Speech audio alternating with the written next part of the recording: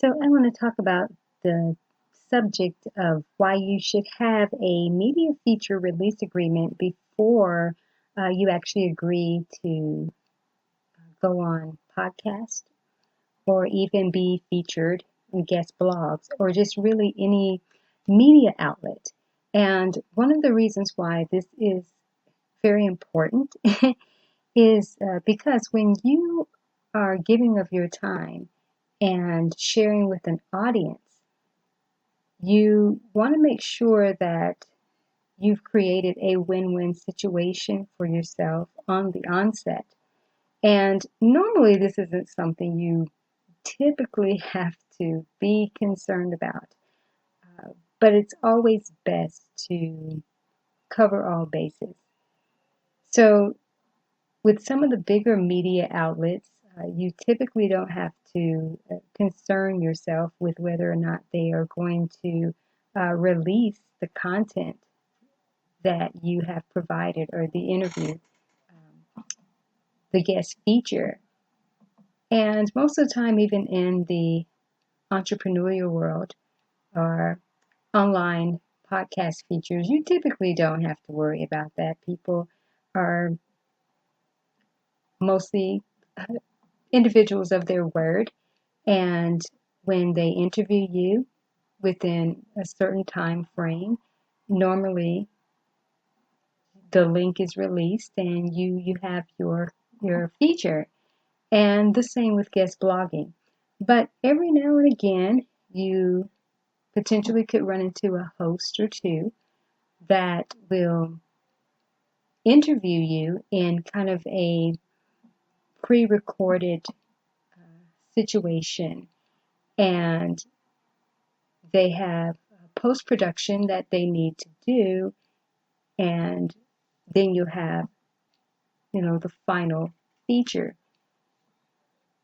But again, sometimes you have those who will send you through the process but never actually release your feature or won't even release to you the audio of your feature.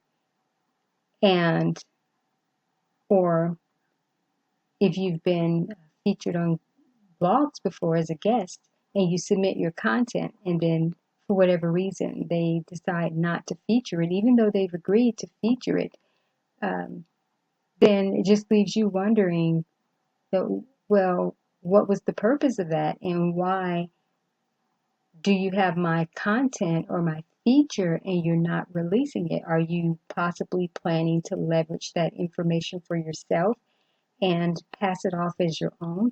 You don't know. And so when there's not the communication, and fortunately, I haven't had this happen frequently. Honestly, I've maybe had it happen twice, and it's been kind of sporadic when it has occurred. But I also have had colleagues and clients who have run into that situation where they've given up their time and provided tremendous value to an audience only to not have the host to actually release their content. And even though the host has agreed to it and would tell them, I'm going to send it to you, but they never do. And so this is why it's best to have some type of agreement. It doesn't have to be anything extremely fancy. You don't necessarily have to have it notarized, so to speak. It can really be simple email communication or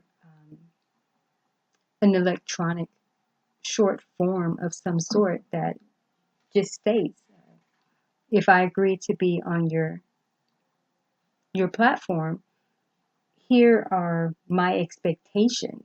And if something should change, here are my expectations in terms of communication. And also, here are my expectations in terms of the content being still released to me, if it's in podcast format or so. But maybe the agreement that the whole feature is not leveraged, but maybe you take your portion out as sound bites and don't actually leverage their portion of it. So there's ways that you can still benefit, and that really should be your right.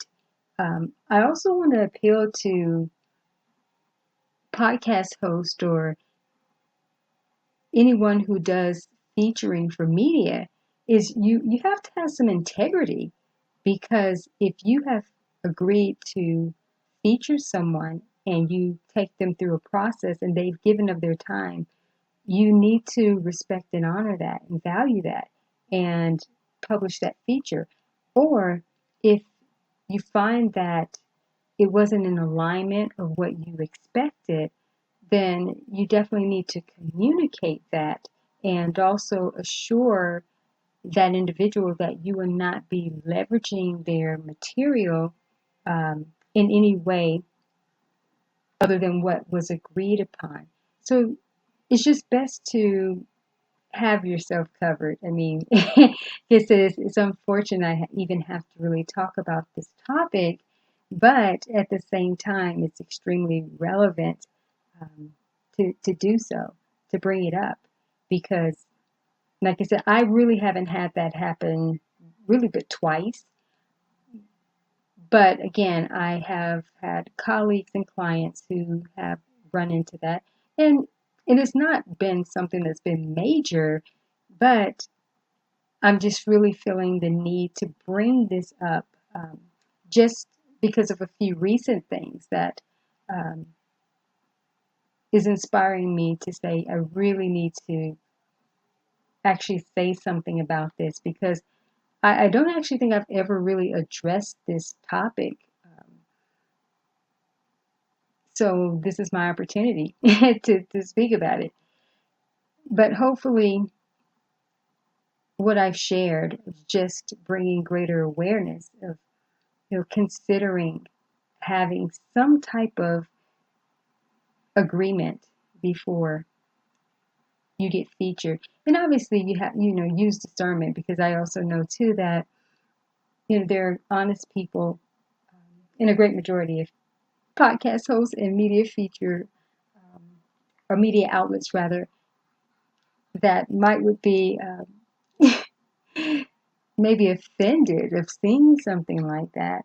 But like I said, at the same time, you want to make sure that you're covering yourself. Um, and I'm sure that they'll understand, and you can explain that to them if you need to. So again, just consider having some type of process that you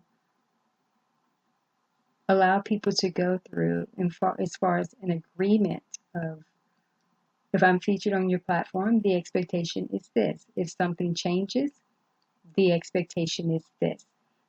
Because it will also let people know up front that you're extremely serious about your time and what you do. And it also is just raising the standard in case someone is not up to speed with what proper protocol is. So just take what I've said today and leverage it in a way that can be helpful and useful to you as you allow yourself to be featured in the media.